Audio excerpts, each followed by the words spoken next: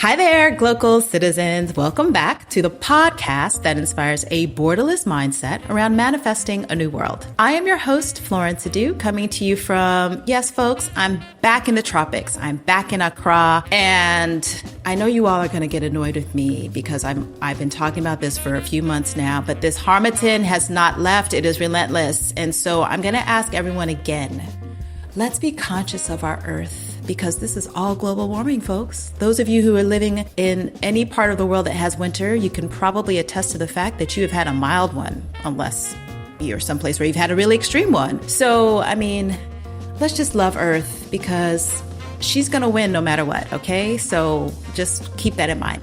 And with that in mind and thinking about love, I am so excited about my conversation today. And it's so interesting how I met this woman. I met her recently in December, and it is a typical, it was a meeting in the ladies' room, folks. I don't know if any of you all know that song. I got a meeting in the ladies' room. Anyway, I'm dating myself maybe. But anyway, so I go to the ladies' room. It's this hot party, wonderful party. Shout out DJ MoMA. This was the Everyday People party in Accra, and everyone knows that Ghana was on fire during the holidays. So I go to the ladies' room. I come out, I was standing waiting, and then this woman comes in, and she's one of my friends. She's more a friend of a friend, but a friend from New York. And we're like, oh my gosh, what is this? And she happened to be with my guest today. And so we did the whole, hey girl, hug, took pictures. Somehow I found out that she does what she does. And I was like, oh my gosh, but we didn't exchange information. So as fate would have it, we ran into each other again. And so that is how the genesis of where we are is today. So let me get right to it. So my guest is a death doula, a recovering attorney, and the founder of Going with Grace, a death doula training and end-of-life planning organization that exists to support people as they answer the question, what must I do to be at peace with myself so that I can live presently and die gracefully? Going with Grace works to improve and redefine the end-of-life experience for people rooted in every community using the individual lived experience as the foundation. She was a keynote speaker at EndWell 2019 and has been featured in the LA Times, Vogue, Refinery 29, The Doctors, and InStyle, to name a few. She is inspired by the gift of life itself and is always on the quest for the best donuts and fried plantain. Alua Arthur, welcome to the podcast. Thank you, Florence. I'm really happy to be here. Yay! So let's jump right in. I kind of gave a little bit of hints to this in my introduction, but let's find out. Where are you from? Where are you local? And what is your craft? I'm Ghanaian by birth. I grew up in Colorado Springs, Colorado in the States. I currently live in Los Angeles. And the last question was? What is your craft? I'm a death doula. Well, I think my craft is creating opportunities for people to be in relationship with their mortality. I think that's my craft. Mm-hmm. But I'm a death doula is what we'd call it generally, and a death educator. I support people as they prepare for death, and I support other people as they learn how to support their friends and families and loved ones through death. Okay, so we're going to get into that, but I want to put a bookmark on that right now. Colorado Springs. So again, folks, you know that I also grew up in Colorado. So this is so interesting. I don't know how we never crossed paths before. I don't know that we didn't. You looked a little familiar, but yeah. I can't tell if it's the way that a lot of Ghanaians look familiar. You know what I mean? I'm like, nah, I might know you look like my cousin or something. But it's impossible because we were there at the same time. The community was so small. And we had plenty of family friends in Denver, a lot of them. I don't even know. And I'm sure that, I could say that, I don't know if you ran track or did any sports. No, my sister did. My sister ran track. I played soccer. Is your family still there? No, they're not. I have one aunt that's still there, but my mom is in LA now. My father's in New Jersey. Okay, got it. Well, I lived in Mile High City. You lived even higher. We have high altitude in Colorado. Colorado girls in common. Yes, absolutely. That's a nice thing. So rare. Okay, so now you're in LA. So why the where? How did you come to be living, working, and playing where you are? After a lot of moves and stops along the way, I was born in Ghana. We left when I was about 3. We moved around for a while. My father was part of the Hilaliman government that got overthrown, so we bounced. And then we bounced around for a long time. Somewhere along the way, my parents found Jesus and decided to become missionaries. So we started spreading Jesus everywhere. We went back to Ghana for a couple of years. We went to Kenya for a couple of years. And then we ended up in Colorado Springs, which was the center of the Evangelical Association, basically like in the world. So that's how we were in Colorado. And then I went to high school there, went to college in Connecticut, went back to Colorado for law school, traveled around for a year all over the globe, and then flipped a coin about where to practice law between California and New York. And it came up in New York, and I was devastated. So I came to California. Wait, was it winter? Is that why New York was no good for you? Yeah. Also small, so small. And the buildings, you're only seeing slivers of sky at a time in the city. And that makes it feel like the world's coming down on me. I need a lot of space. So I came to California instead. Okay, so what is your LA? Where is your LA? I'm in Leimert Park in the middle of the city. We know that area as well. Okay, cool.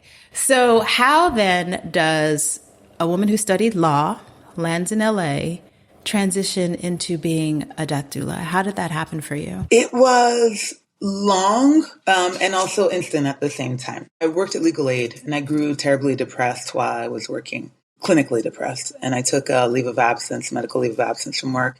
I went to Cuba and I met a young woman, a fellow traveler who had uterine cancer. And we talked a lot about her life. I asked her so many questions, also about her death. And she shared with me things that she hadn't shared with anybody before about her fears or her hopes or just even the thoughts that she'd been having, existential questions about death and dying. And it got me thinking about how we do it societally and the fact that we don't talk about this. And here I was with a stranger, cocooned in this really special place together where we could have this expansive conversation. And I felt like a conversation like that should be available no matter where you are and at all times, because it taught me a lot even about who I am and what I value, because hearing her talk about her death naturally brought mine into focus. And I thought, well, what has my life been thus far? Like, am I proud of what I've created? Is this the life that I want?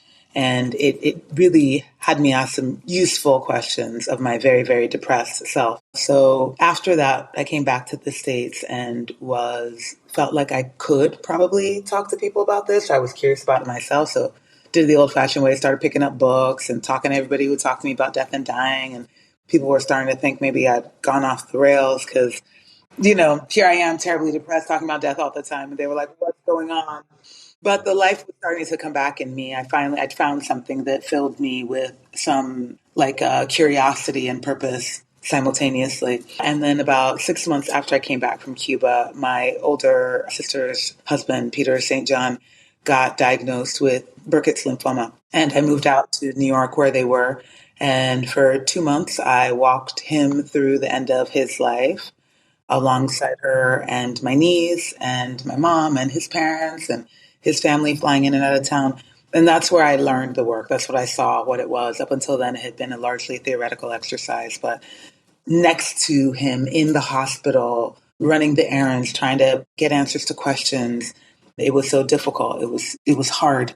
And I felt like there should be greater support for this. No matter where I asked, I kept running into dead ends. The person that I was looking for, as far as I knew, didn't exist. And so I decided to go and be that person for other people. So I built the company Going with Grace based off of what I experienced with Peter, what I experienced with the woman in the bus, and what I learned about how we die societally, trying to fill some of those gaps. Wow. And so 10 years on, it sounds like you're to a large extent self-taught. Like, were there organizations? Where did you find resource in other people that helped you to kind of professionalize what it is that you were moving into?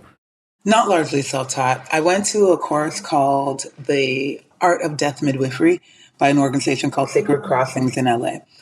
There I learned home funerals and caring for bodies at home. And it was very useful, but it didn't get to the heart of what I'd wanted, which was practical, emotional, logistical support.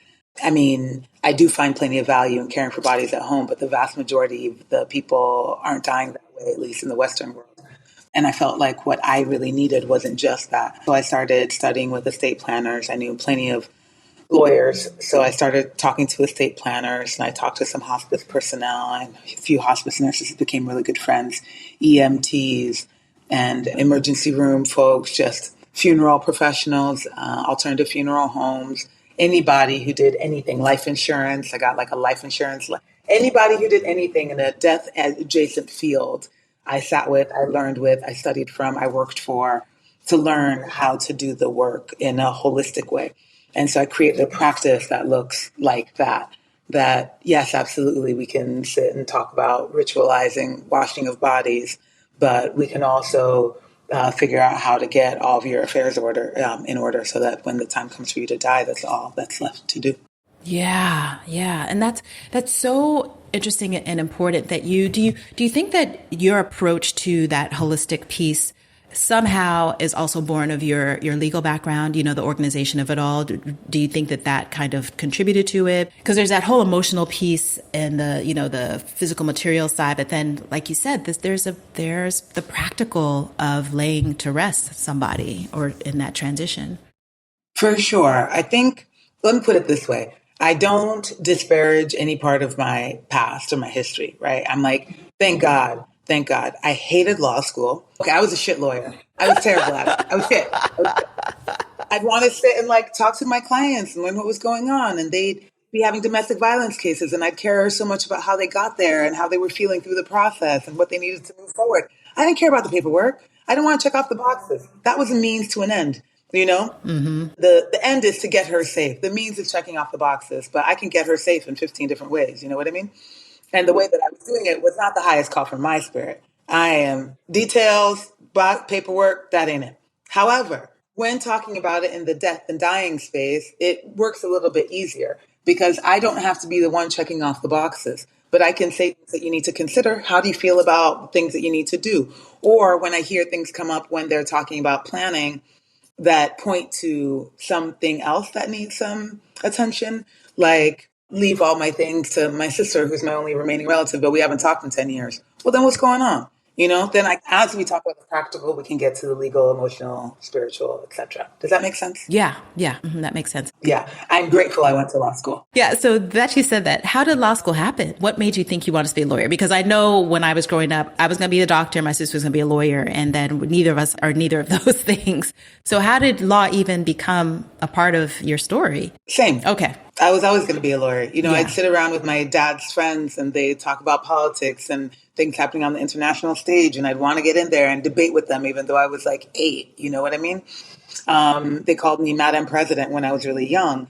In college, I was the president of the student body. I sat on the board of trustees. I was down for policy and change and what's happening here and how do we make it better? How do we have access for students of color into this really private liberal arts school, student loans? I would just grind, activism, burn the motherfucker down. That's just in my spirit, let's just redo the entire system. And they being my dad and my wisest counselors said, well, a great place for this would be in the law because you can have feet on the ground in communities that you care about with policies that you care about. So that's what I did. The real answer is that I got in. I wasn't going to go. I was in Thailand working at an HIV and AIDS organization and canceled my return ticket back, and my father threatened me. That's how I went to law school. Of course. I wasn't going. I was not going. Okay. Yeah. That sounds about right. Okay. That's the truth.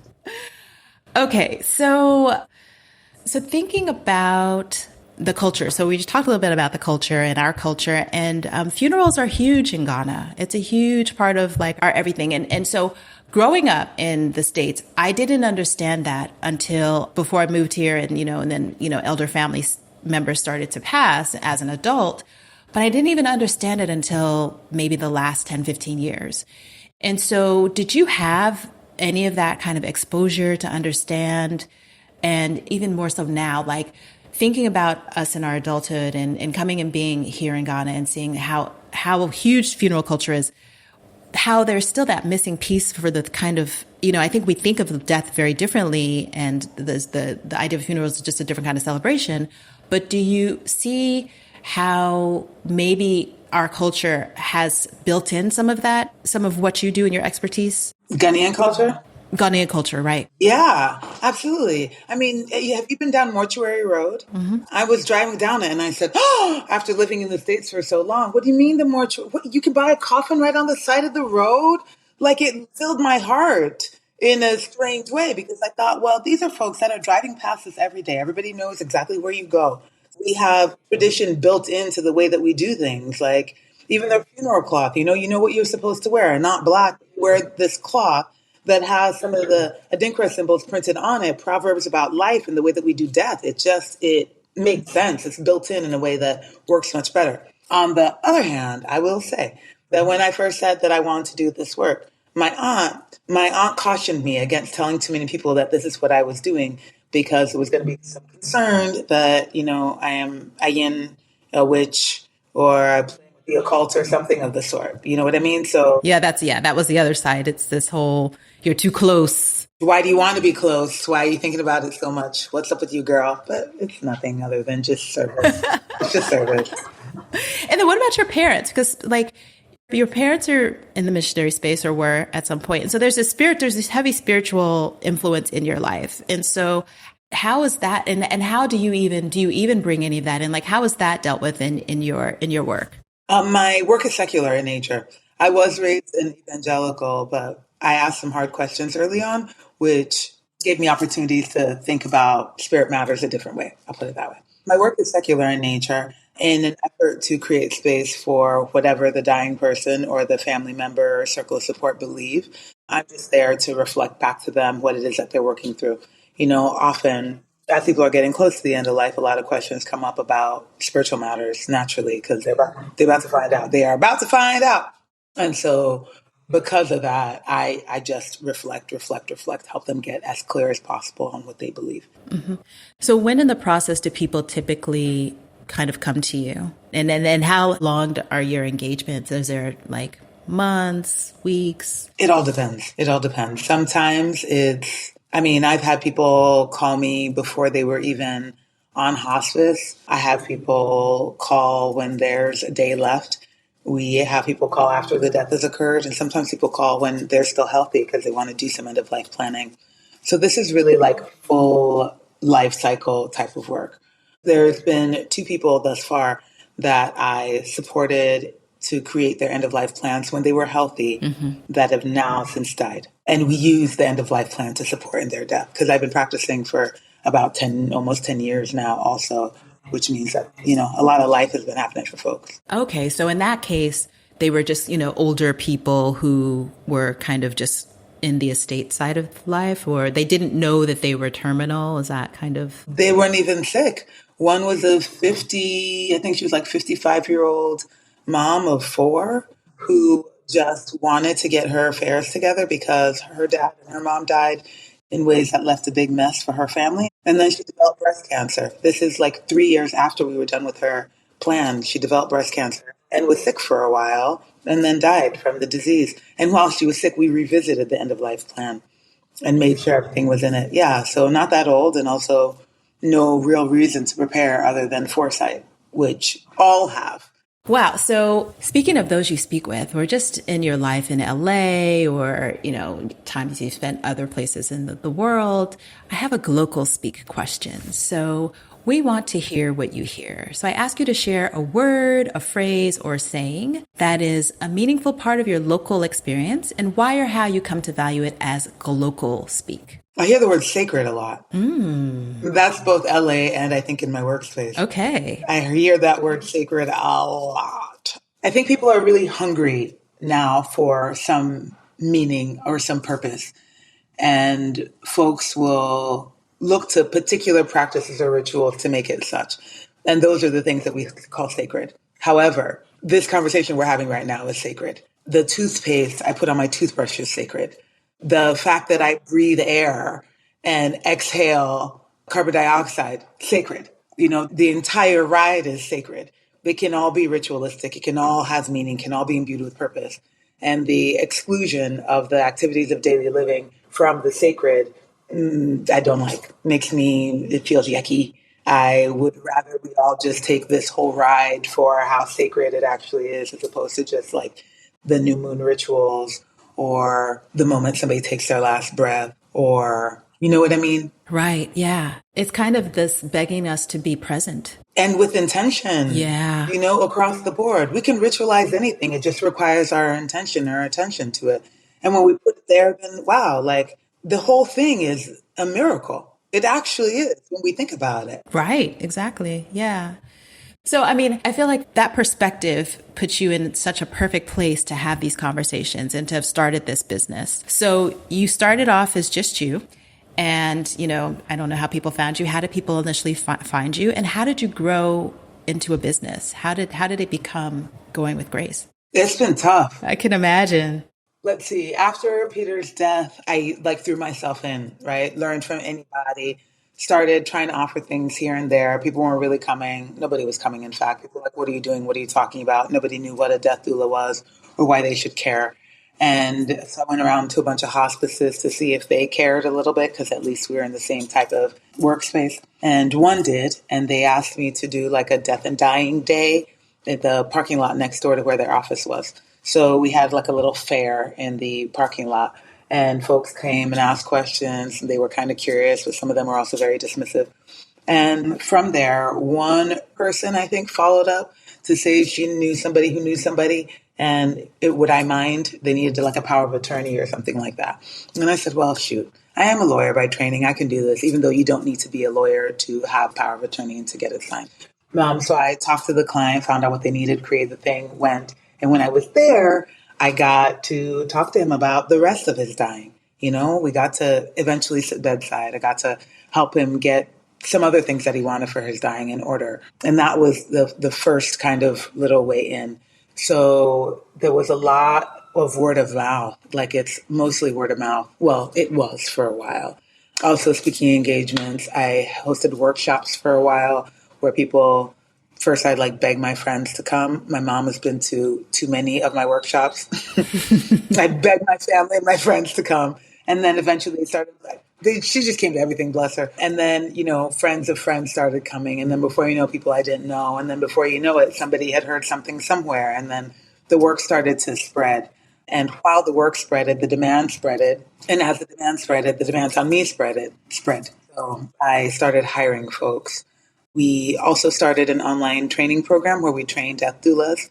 And now there are doulas in, I think it's 17 countries. Although we just launched around 20 of the students. And there were 3 new countries represented. So maybe we're at 20 countries now, which is amazing. Wow. Yes, which means that we have a lot of support on the business side with the students and people seeing clients. So you became curious because you were kind of in this life transition mode. And so when you look at your team and your staff and people that you train, what is the profile? Is there a profile? Like, is there, because I immediately think of this is something that someone empathic may or may not be very good at. Like an empath could be, just thrown entirely off or be the best resource for this. So what are some of the characteristics of the people that you have trained or that you think would be ideal for this type of work? I think in order to do well at this work, to be effective at this work, you do have to have a level of comfortability in emotional depth. Mm-hmm. So you got to be down with anger and tears and frustration, or at least you have to be able to be okay in that depth, For that reason, as you said, empathic people are both perfect and terrible. But I think I'm highly sensitive, and it required me to learn stronger personal boundaries. And I don't just mean like, say this to me, don't say this to me. I also mean, this is my energy. That's your energy. These tears I'm crying now are for you. Now these tears I'm crying now are for me. Like to learn where I ended and where the person I was serving began. So of the skills necessary to be with dying, or to support other people through it professionally, you need to have some comfort and emotional depth. I'd also say you have to have like a strong personal relationship with death and dying. That doesn't mean you can't have any fear. It just means that you've thought through your relationship with death. I think folks also need to, or it really helps if you're somebody who is just kind of down for the fringe. You know what I mean? And kind of in the fringes. We're all kind of weirdos, but the best kind, like the folks that are rethinking the way systems are, they're real disruptors. healers. They're thoughtful. They're kind. They're smart. They're grounded. They're disabled. They are queer. They're trans. They are Black. They're white. They're older. They're Malaysian. They're young. There's a 19-year-old in one of these courses recently, a flight attendant. They're accountants, they're teachers, they're healers, they're engineers, they're government officials. Anybody who has the willingness to see a different way that we can hold our fellow human in one of the most painful universal experiences comes, and I'm grateful for it. We'll take them all. So I understand that there's an association of death doulas or for death doulas. And so how does the organization help the, I guess, industry or the sector from a business perspective to, I know you mentioned something, I heard this in one of your talks about kind of a regulatory kind of sense of, being in the space because, people think, oh, quacks, this, that, the other. So from a business perspective, what role does that play and how has that been helpful to, I guess, legitimizing your work, if that's how you want to call it? It's a tricky one because on the one hand, I don't need anybody to tell me that people need support when they're dying and also to tell me how to do that. It's up to each family to decide. However, I do find some benefit in having the National End of Life Doula Alliance. That's NEDA. I think that's who you were talking about. It's a 501c6 membership organization. So they just exist to organize us and give us a professional home in some way, a place where we can be with other doulas, where we all have an idea about the shared competencies of the work. You don't have to have gone to a training program. You could be somebody who learned this because of your family or so. And so it exists to support all doulas everywhere. I'm grateful that that exists. I don't know that I'm down yet for any higher level of oversight. I think it takes the agency away from the family members because then it's going to regulate what the doula can and cannot do when they're with them. And I think it also institutionalizes craft that's been done for all time. People have been dying forever. People have been supporting them forever. Yes, we have regulatory agencies now for like money and institution, a system that existed a long time ago. But because of the ways in which people take advantage of it, that doesn't exist in death and dying, I don't think. Yeah. Okay. That makes a lot of sense. I'll have to think through it some more.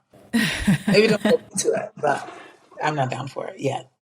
Yeah, I think, just thinking about it, I mean, this is to some extent uncharted, like you said, in a Western context, and that's kind of why I brought up that we do this in Ghana. We've been doing it in Ghana. Like we've been doing it in most indigenous cultures that have this really close relationship with, shepherding someone through and even through the post-transition, right? So we may not be so great at the administrative piece, the estate planning and all of those things. I mean, it's like pulling teeth. There had been before COVID to pull teeth to get a lot of my family members to do estate planning and all of that. But in terms of I want to say the ritual of like helping someone to transition and helping the families to transition. So then, I think we've been doing it. So let's talk a little bit more about how you work with the family. So you work with the whole family, but also the individuals. So how is that different and how do you see the impacts post transition for the family? Let's see. For starters, I just want to maybe create a little bit of shared language. Is that when I'm using the word family, I'm not only talking about the biological family. And sometimes I'm not talking about the biological family at all. I'm using it to refer to the circle of support, the people that are around the person who's dying. Because quite often it's not somebody that they're related to, Let's see. The best way to describe this is that the dying person is at the center of a big, like a slice of a tree bark, So the rings, the dying person at the very center, and around them, their closest people, their chosen people, and around them, the friends of those chosen people, and around and around and around. The rings on the bark get wider and wider out, and the doula is the one that kind of holds all the rings up where they need to. Is that visual making sense to you? Yeah, very much so. Mm-hmm. Okay, so when the dying person's at the center, I'm doing my best holding the dying person up. But there are people around the dying person that really need some support. I'm there holding them up as well. Mm-hmm. And then the further back we go, we're just holding up as much as we can. The work looks like advocating for what the dying person wants. Well, first of all, hearing them, and then advocating for what they want to the people that need to hear it. Sometimes it's the medical care team. Sometimes it's the family members and the circle of support because people get weird when people are dying. Sometimes it's with the vis-a-vis the funeral home. Sometimes it's with the life insurance company. We're advocates for the dying. Yeah. Wow. Okay. And so thinking about, we've just had this pandemic, and I have a sense that you have had, your business has potentially changed quite a bit, or to some extent in the last 3 years. So tell us a little bit more about how business has changed and where you see, not to say where you see business, but where you potentially do see other changes in the work that you do in the coming years. Business changed a lot during the pandemic. Well, for starters, the end of life training course was always online. And so that didn't shift. But what happened is that we saw a severe increase in demand for it. The courses more than doubled during that time. So people that were seeking to support other people through death went through the roof. And I think it's because we got to see what it was like for a lot of dying people, and people weren't down with it.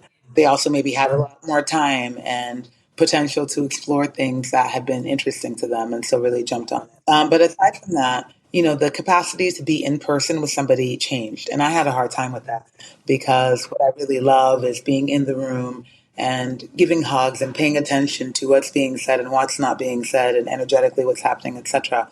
But we couldn't do that anymore, which meant that I did all my work on the computer screen. But it was still possible, I could still identify a change in a breathing pattern or so via FaceTime, to just say to the family member, yes, this is normal, or you don't have anything to worry about, or, whatever it is that they need to hear. My job is to support and empower people. I don't have to be in person to do that. So that was one shift, is I think we all had to learn to kind of rethink what the role could be. But also we just saw a greater focus on, a greater spotlight on death. Daily we were hearing numbers of people that were dying and what was going on, and ventilators and going to hospitals, never coming back. And people's eyes were just spinning in their heads like, what are you talking about, Willis? And there was like a real awakening for me, which meant that we needed to do more. The business grew rapidly.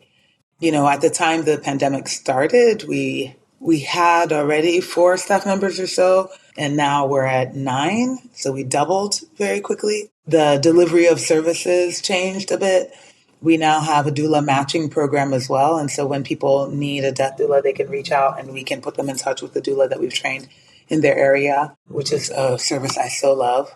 One of my friends from high school recently reached out and she said one of her friends' moms is dying and they're looking for a doula and wondered if I knew anybody in their area. They live in DC, and so I was able to point her to the directory, and there's like 4 in there, which is fantastic.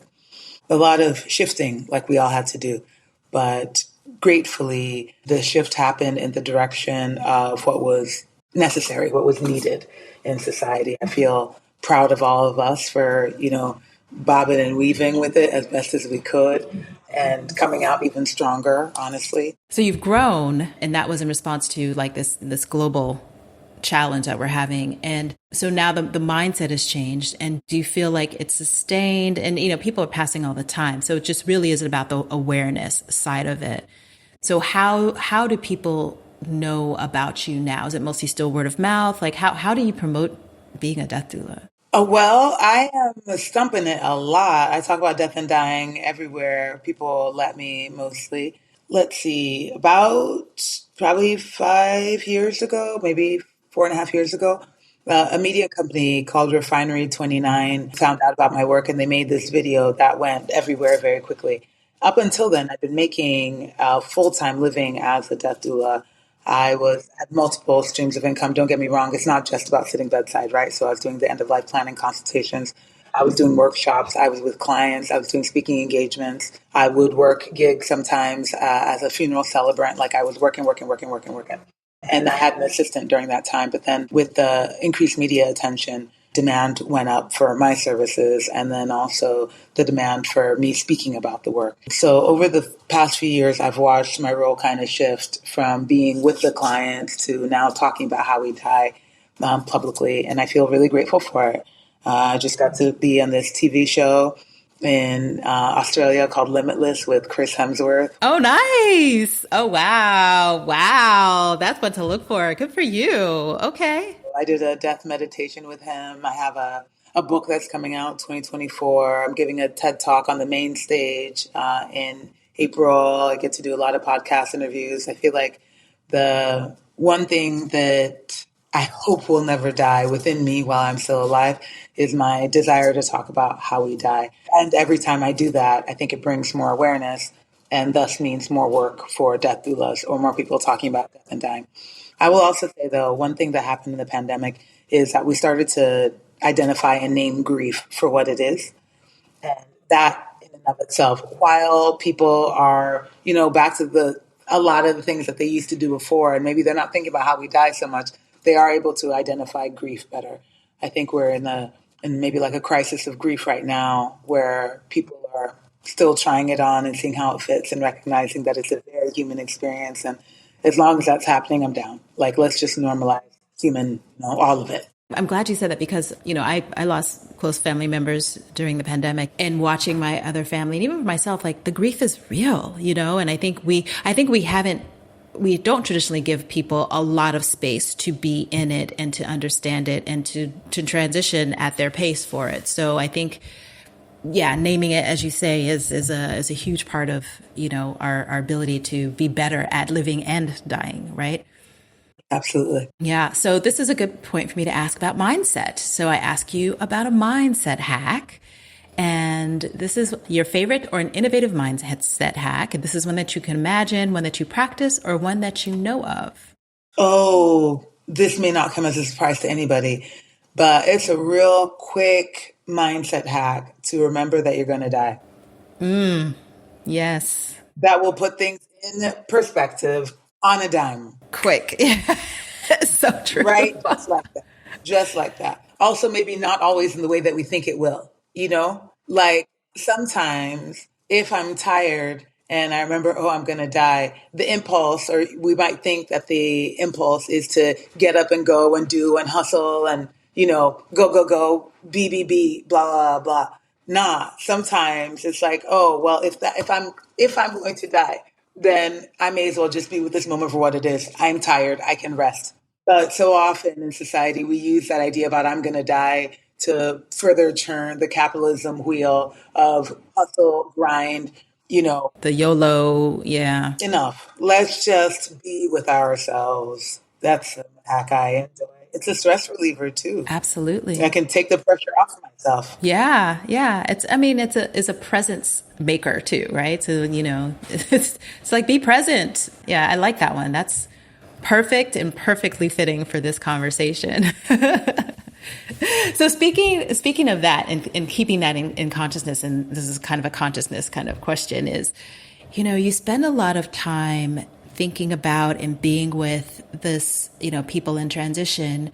And I know that it's secular, what you work in, but I just get a sense that there's spirit energy that is often around in the conversation, not even in the conversation, but just in the space that you're in. Do you ever, or do you feel, and even with the doulas that you train, do you feel the spirit? Have you had any experiences where you've had kind of this like paranormal-ish type of, phenomenon that comes through you or around you in this space? It's hard to tell what's paranormal and what is actually normal. It's hard to tell what maybe some space is created because dying is present that is always present, even when dying isn't, People certainly talk to people I can't see in the corner. They will call names of people who died. They'll reach for somebody or something. Yeah, there are things that are happening that I'm not privy to. And I think I like to keep it that way. Yeah, it's for them. Mm-hmm. I get it. Makes sense. Yeah, I'm still here. Let me be here. Right. Wow. Okay. Nice. I say nice, but I don't know if that's really what I'm meaning to say, but I'm like, okay. Actually, this is like, you always say nice. Why do you always say nice? I'm like, well, it's like that summed it up very well. So I really appreciate that expression. So I should be more expressive about it. Got it. Thank you. Okay. Yes. So we've talked a lot about your work as a doula, a death doula, and, your travels and things like that. So who is Alua when she's not working and being this, phenomenal businesswoman? Who is she? Is she a listener, a watcher, or a reader? And what are some of your favorite reads, watches, or listens that you'd like to share? Or what other things interest you that you'd like to share with our audience? I'm all three, a listener, a watcher, and a reader. But the listening is less podcasts and audiobooks because I forget to listen. I like silence. Yeah, me too. I listen a lot to the silence. When I'm in my house, there's nothing playing. There's no music. There's nothing. It's just quiet. I'll go on walks and not put anything in my ear. I like the silence. When it's silent out here, I can hear better in here. Since the people are listening, when it's silent in the outside world, I can hear my internal dialogue. I'm using my hands a lot to express what I'm talking about. Okay. Yes. So we're clear. I have been watching something lately, and it's just such a fun. I'm not even going to call it guilty because I feel zero guilt about it. It's called Love After Lockup. Oh, okay. Yes, honey. I'm so into it. These prisoners are getting out into the free world, and there are folks on the other side that have been waiting for them. And their hope about love is something we can all be inspired by. They just have so much hope in love. It tickles me. I love it. I love it. And I'm currently reading Grit and Grace, which is a book about death and dying, but it's also about transpersonal psychology and integral psychology and non-duality. Yeah, those are my current reads. Well, that's my current read. Love After Lockup. How did you find that? My sister. I was at my sister's house in Atlanta at the beginning of January, and we were sitting on the couch vegging out, and it came on, and I said, what is this? And I love any of those reality dating shows. I haven't watched like Love is Blind or anything, but there's one called 90 Day Fiancé, the green card one. I enjoyed that one because I love to see people from different places. Well, I like 90 Day Fiancé the other way because I like to see people, Americans, going to other places in the world and trying to adapt. And I shake my head all the time. Like, come on, y'all. America's not the center of the universe. I know, right? That's kind of why I stopped.